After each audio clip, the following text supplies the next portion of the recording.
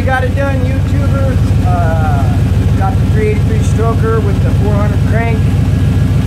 Done a little bit more modifications to it as well. I torque polished the intake and a lot more.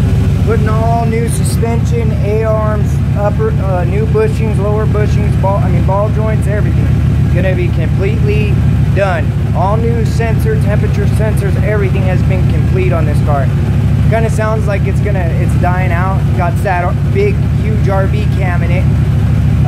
So yeah, it's running great though. I got it up and running, got it going now.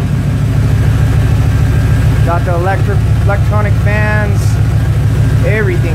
Got the high rise. I need to get the intake. I need to get the headers, but that's pretty much it. But yeah, she's ready to go. She's rolling. Just got to get the suspension done. Thanks for subscribing and have a nice day. And if you're interested in buying her, she's up for sale. Just comment, leave me a comment, and I'll get back to you. Thanks and have a good day.